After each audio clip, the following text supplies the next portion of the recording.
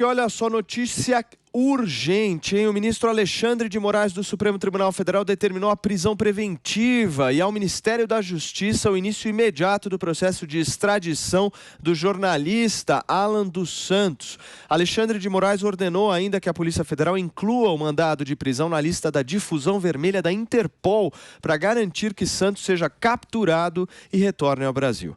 Também foi acionada a Embaixada do Brasil nos Estados Unidos. Alan dos Santos é investigado no Supremo Tribunal Federal em 2 inquéritos, o que apura a divulgação de fake news e outro de ataques a integrantes da corte e também o que identificou a atuação de uma milícia digital que trabalha contra a democracia e as instituições democráticas. Após ser alvo de operações, Alan dos Santos deixou o Brasil e teria entrado em julho nos Estados Unidos com visto de turista vencido desde fevereiro. Vamos começar as nossas discussões com ele aqui, o palmeirense da nossa bancada, Fábio Piperno. Ótima tarde para você, Piperno. Eu já quero começar repercutindo a sua opinião. Como é que você vê aí esse pedido feito pela Polícia Federal nesses inquéritos capitaneados pelo Alexandre de Moraes? Boa tarde, Paulo Matias. Um abraço à nossa audiência. Eu sou um admirador de Heráclito Fontoura de Sobral Pinto, né? Um grande jurista brasileiro. E o Sobral Pinto, um católico conservador, nos anos 30, o Sobral Pinto se ofereceu para ser o advogado do então líder comunista Luiz Carlos Prestes, preso pelo Estado Novo. Eram 2 personagens de ideias absolutamente antagônicas, mas o que levou o Sobral Pinto a abraçar a causa do Prestes foi exatamente o direito do Prestes de ter uma defesa e de poder se expressar.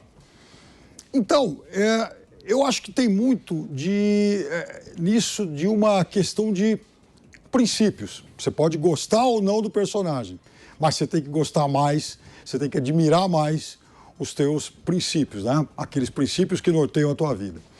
Então, eu não gosto desse tipo de atitude eu vou prender porque ele disse tal coisa que eu não gostei, que supostamente é contra a lei, e até pode ser, isso a gente discute depois, porque isso também dá margem para que amanhã depois, o personagem do outro lado também acaba sendo alvo da mesma sanha punitivista. E aí eu quero só lembrar que aqui na América do Sul, principalmente, a gente sabe quem, na maioria das vezes, não com exclusividade, mas quem, na maioria das vezes, foi vítima de ditadores, foi vítima de autoritarismos, né?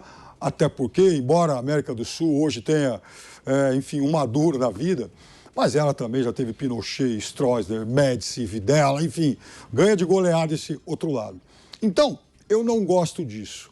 Eu acho que ele tem inquéritos aí a responder, então ele deveria estar exatamente sendo questionado pela justiça brasileira e ele pode fazer isso à distância, inclusive, e a partir daí vamos julgar, vamos avaliar o que de fato pode e deve ocorrer com ele, se ele deve ser realmente punido, se ele vai ser absolvido, mas que se percorra todo o processo legal. É por isso que eu andei criticando aqui muitas vezes o André Mendonça.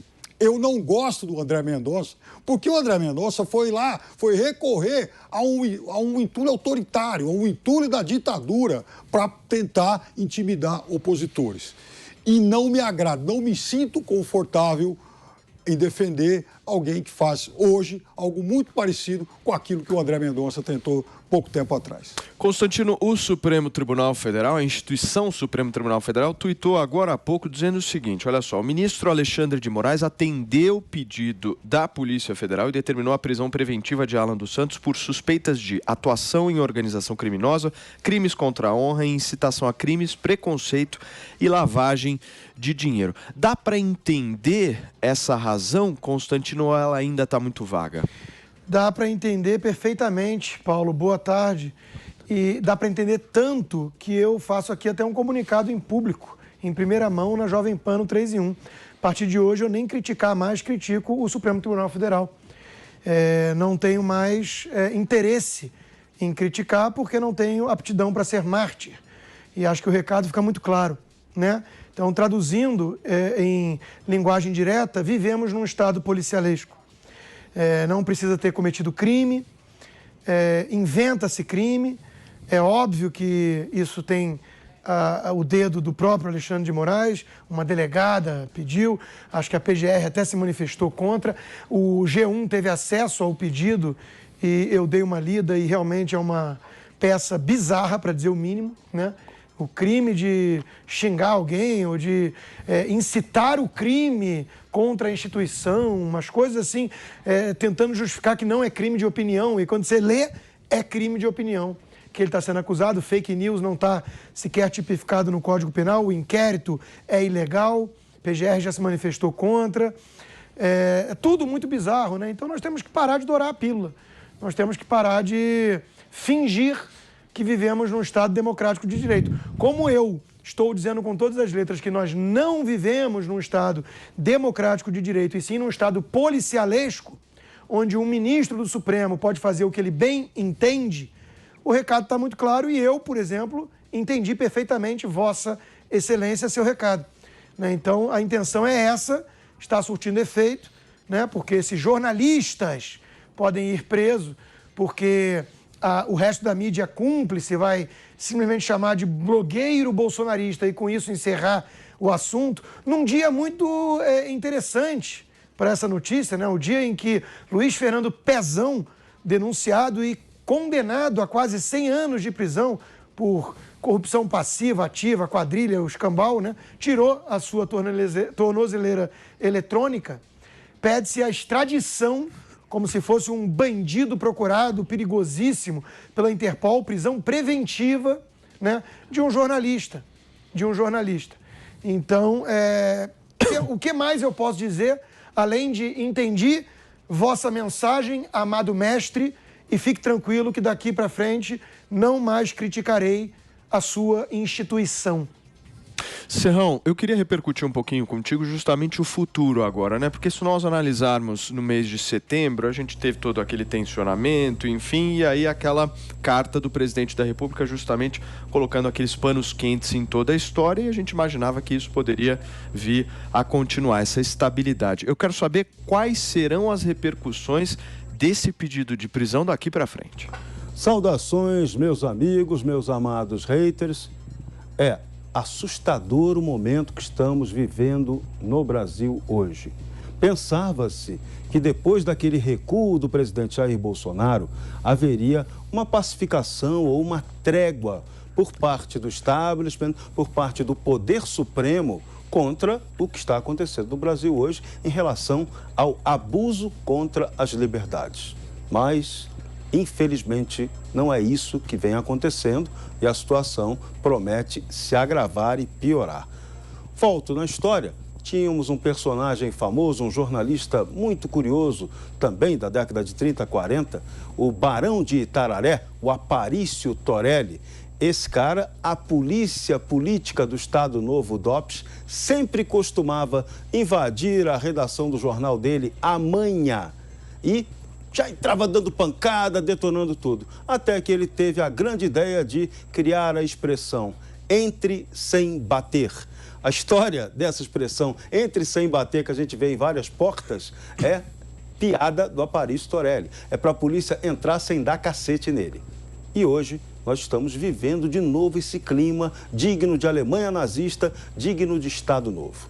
O jornalista Alan dos Santos deveria pedir asilo político aos Estados Unidos da América com base na primeira emenda da Constituição americana que garante a liberdade de expressão. Porque os crimes a ele apontados até o momento são todos crimes de expressão. Então, se ele está lá nos Estados Unidos, ele não pode ser preso, não deve ser preso por um crime de opinião. Como isso não deveria acontecer no Brasil, mas está acontecendo. Roberto Jefferson, presidente do PTB, está sendo vítima disso. Outros jornalistas já foram e outros, como já advertiu aqui Rodrigo Constantino, também serão. Então, é preciso acabar com esse obscurantismo.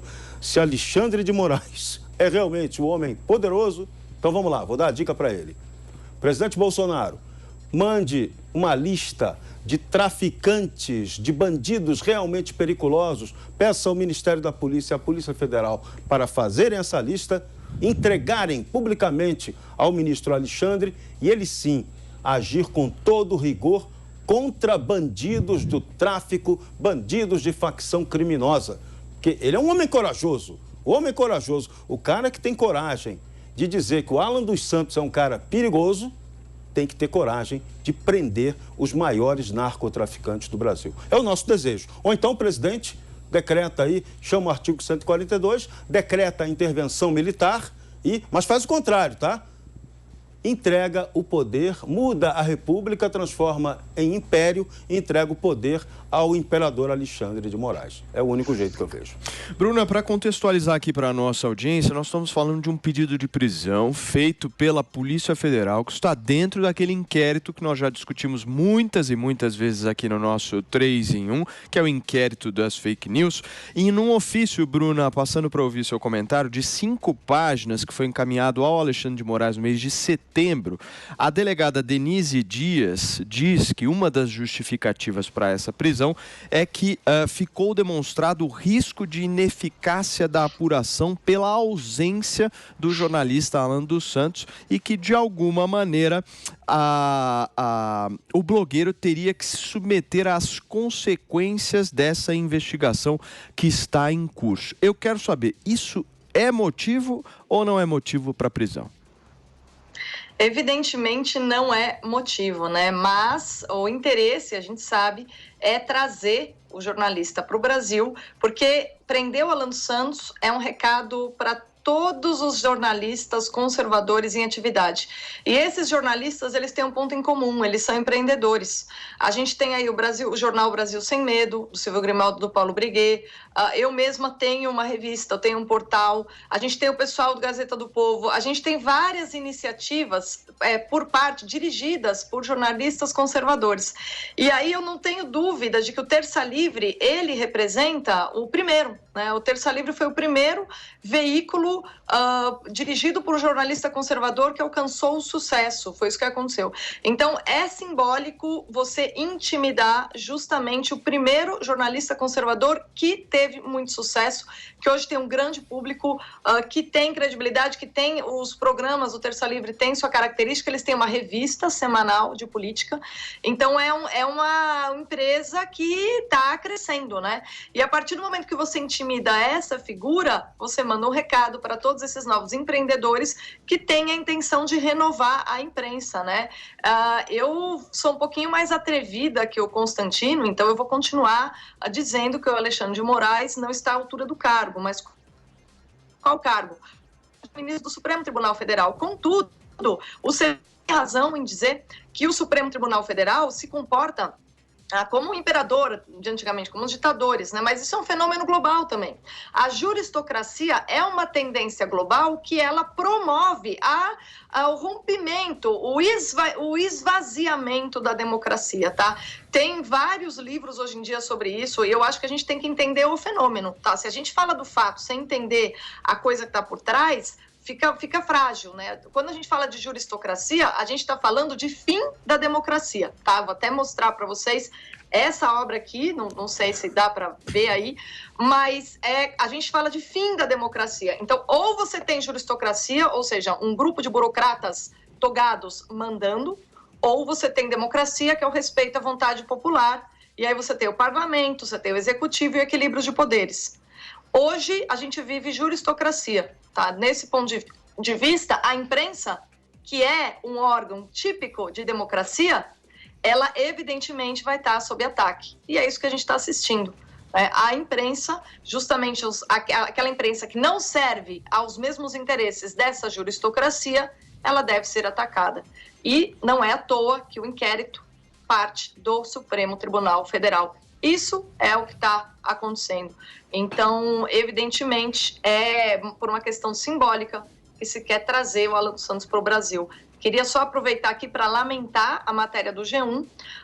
Infelizmente, só a Globo teve acesso, né, ao relatório e tal, mas a matéria do G1, se ela reproduz o que está no inquérito, o inquérito é lamentável, né? A papelada aí do Alexandre de Moraes é lamentável, e se a matéria ela interpreta muito mal, porque aquilo de que o Alan dos Santos é acusado não corresponde à realidade. Em nenhum momento esse foi um jornalista que defendeu dissolução da Suprema Corte, em nenhum momento.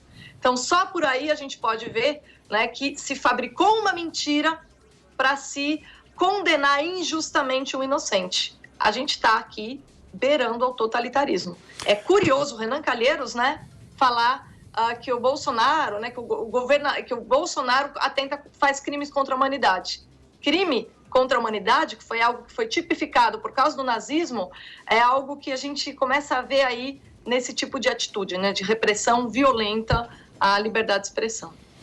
Muito bem, nós estamos falando também de bloqueio das contas do jornalista Alan dos Santos, nós estamos falando de quebras do sigilo bancário, fiscário, telefônico e telemático do Alan dos Santos. Ô Piperno, nesse caso todo que nós estamos discutindo aqui, ele gira em torno da prisão preventiva, né? O Instituto da Prisão Preventiva aqui no Brasil, que é polêmico, né? Muitos juristas divergem, acham que por muitas vezes nós temos excessos. Qual que é a sua visão sobre isso? A gente tem muitos excessos, sim, em relação à prisão. Enfim, a prisão preventiva, até porque a prisão preventiva ela tem um prazo, né? E aqui no Brasil, às vezes a gente tem aí prisão preventiva de 1 ano, 2, como aconteceu com muita gente que foi preso aí no âmbito da Operação Lava Jato. Agora, eu gostaria de saber, sim, se, por exemplo, o Supremo, e no caso o ministro Alexandre de Moraes, deu alguma chance para que ele respondesse a esses inquéritos aqui. Então, se ele foi convocado e acabou se recusando a depor, é uma coisa. Se ele não foi convocado e aí o Supremo, por achar que tudo isso aí que está nessa matéria do G1 é crime e pode, por conta disso, prender preventivamente, aí eu acho que a gente está cruzando realmente uma linha muito perigosa. É como aquele exemplo que eu citei aqui, que parece uma coisa banal, mas já falei disso algumas vezes, do rapaz que publicou lá um outdoor escrito Bolsonaro não vale um piquinho ruído, lei de segurança nacional nele.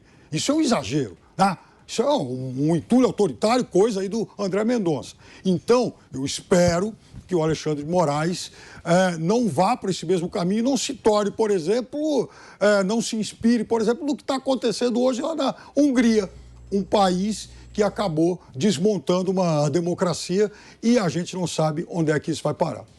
Constantino, eu estou com a decisão aqui, lendo ela atentamente, tem um item aqui que me chama bastante atenção. Vejam só, a Polícia Federal defende assim que a prisão pleiteada destina-se a fazer cessar a prática criminosa e a permitir a aplicação da lei penal, pois Alan dos Santos atualmente está nos Estados Unidos da América, fora do alcance da justiça. Mas olha esse item B.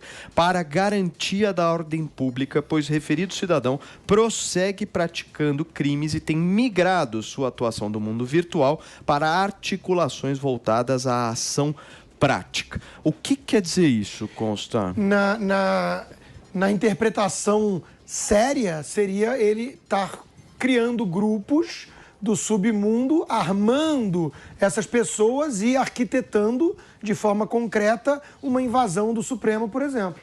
Está acontecendo isso, Alexandre?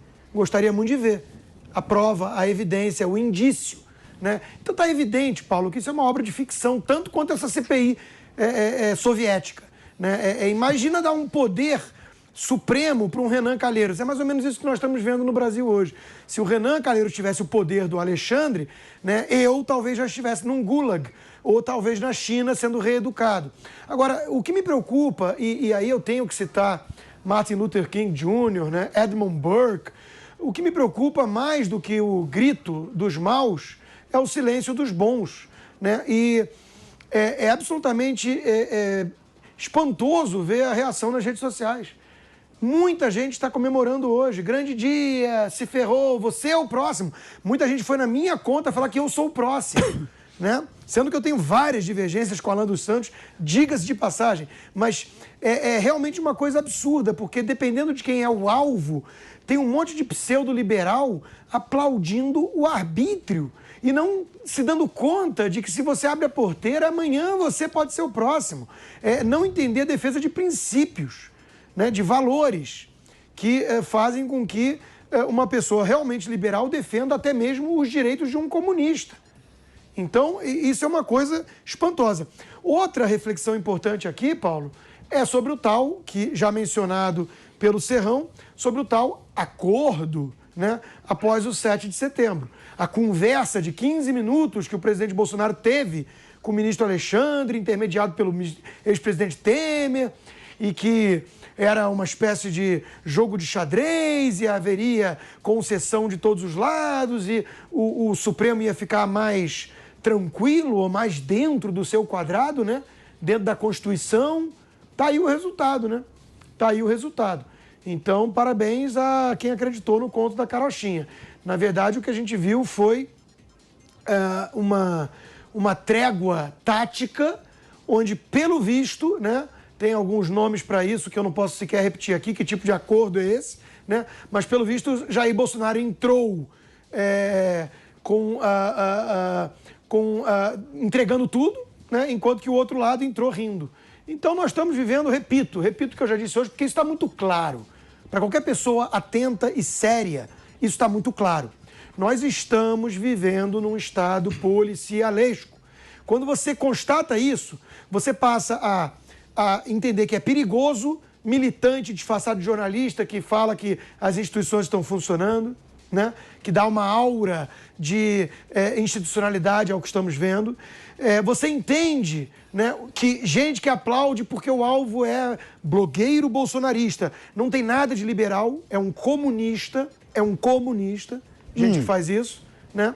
É um defensor do arbítrio. Não, veja que o próprio Piperno não fez isso. Reconheceu um princípio e defendeu o direito. E você me jogou no comunistômetro, hein? Veja que hoje você... Tá baixo aqui o que coisa, abaixou o nível. Hoje tá baixo. Você melhorou. Tá no chão. Apesar do que logo depois foi lá e disse que na América do Sul e na América Latina tem um monte de ditadura de direita e só o Maduro que você citou, mas eu poderia citar tantos de esquerda. Né? Ortega, Fidel Castro, Evo Morales, é um monte de socialista. Depois disso eu falei aqui da América do Sul. Quando eu falei da América do Sul, eu citei o Maduro, porque aqui na América do Sul, você há de convir comigo que a proporção é um negócio assim de uns 10-1, né? Isso não é verdade. Eu entendo nossa que você quer ganhar, mãe, você quer ganhar um chopp grátis lá do amigo Comuna com a camisa do Che Guevara. Eu entendo isso. Mas assim, falando muito sério agora, porque eu não consigo nem brincar com um assunto desses, né? Vivemos, eu vou repetir mais uma vez, vivemos num estado policialesco. Isso vai acarretar decisões individuais. Cada um sabe onde o calo aperta. Cada um sabe até onde quer ir numa resistência democrática verdadeira. Porque essa turma se veste de democrata, né? Estamos resistindo contra a ameaça fascista do Bolsonaro e estão agindo como fascistas. Então, a verdadeira resistência democrática, cada um vai saber até onde pode ir, né? Cada um vai saber até onde tem que ir. Agora, brincando, obviamente, Bruna, fique tranquila, né? Eu disse aqui que Vossa Excelência me convenceu de que agora eu só chamo de Vossa Excelência e amém, amado mestre. O que o senhor disser, eu faço. Se o senhor disser que amanhã eu não posso mais comer bife, eu não comerei bife, tá certo? Serrão, lendo aqui a decisão mais um pouco, justamente eu vejo uma certa priorização aqui na decisão do ministro Alexandre de Moraes, ressaltando que já houve uma ordem para suspensão das redes sociais do jornalista Alan dos Santos e ele, de alguma maneira, burlou isso. E uma das razões que está sendo colocada e elencada aqui é justamente nesse sentido. E vejam só esse trecho aqui que eu faço questão de ler, que eu acho que dá uma boa discussão entre você e a Bruna, que diz o seguinte, ó: ressalta-se novamente não existir qualquer indicação que as medidas adotadas tenham servido à interrupção da prática criminosa. A despeito da manifestação da Procuradoria-Geral da República contrária à decretação da prisão, o quadro fático que tem se consolidado desde o início do ano passado permite concluir pela adequação e proporcionalidade da medida extrema de restrição de liberdade, pois as medidas cautelares anteriormente impostas se demonstraram